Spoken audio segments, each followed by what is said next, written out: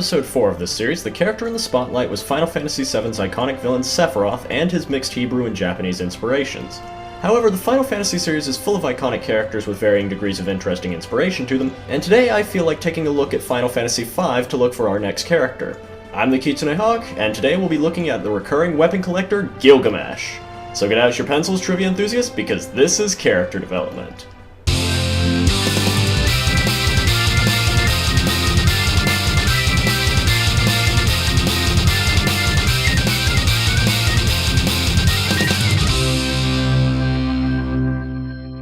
Gilgamesh has become one of the most frequently recurring characters in the Final Fantasy series since his debut in Final Fantasy V, and the variety in his inspiration is just about as varied as his collection of weapons. Getting the most obvious chain of references out of the way, Gilgamesh is named after the historical king of Uruk, a city in the ancient land of Mesopotamia. Gilgamesh was the subject of one of the world's first epic poems, the rather obviously named Epic of Gilgamesh.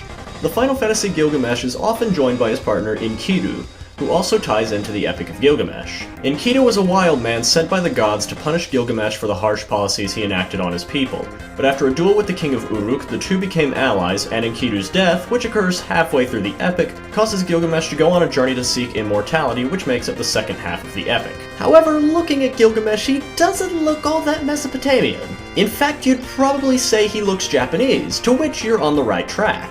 Gilgamesh's appearance is based on the warrior monk Saito Musashibo Benkei, who lived in 12th century Japan. As previously discussed in part 2 of the Okami character development special, Benkei famously stood on Gojo Bridge in Kyoto, dueling every swordsman who passed him, then collecting their weapons.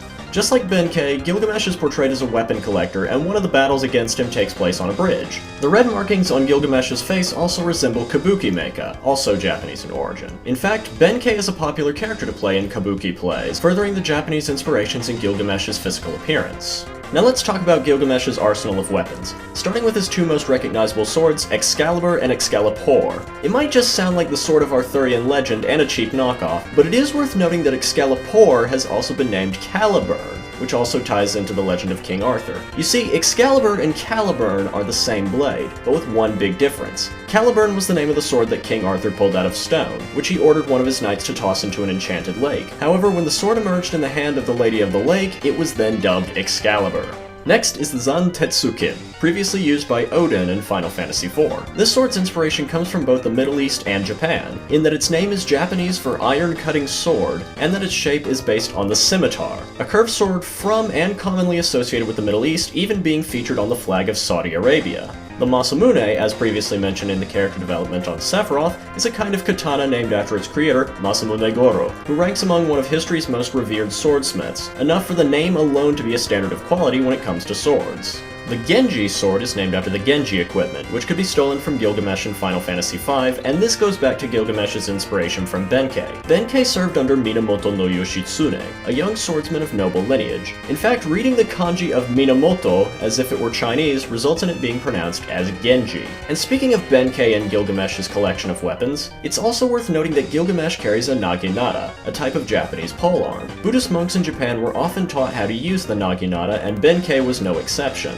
The naginata appears on many of Gilgamesh's normal sprites, once again complementing the Benkei-driven inspiration. Last in Gilgamesh's weapon hoard are his 3 exclusive weapons in Dissidia Duodecim: the Osafune, the Kotetsu, and the Yoshiyuki. The Osafune gets its name from a town in Japan that was famous for its swordsmiths, while the Kotetsu is named after the swordmaker Nagasone Kotetsu, and the name roughly translates to tiger iron. The Yoshiyuki is also named after a swordsmith, this time referring to Mutsunokami Yoshiyuki, whose blades became famous after they were used to assassinate Sakamoto Ryoma, a rebel who sought to overthrow Japan's long-standing feudal system.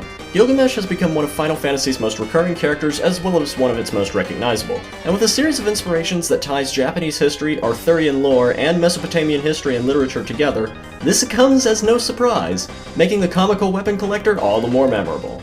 This has been Character Development. As always, I thank every one of you for watching, and you can send your thanks to the AAJU, who suggested an episode on Gilgamesh. Feel free to also use the annotations here to see more videos my friends and I have made, and leave feedback in the comments below.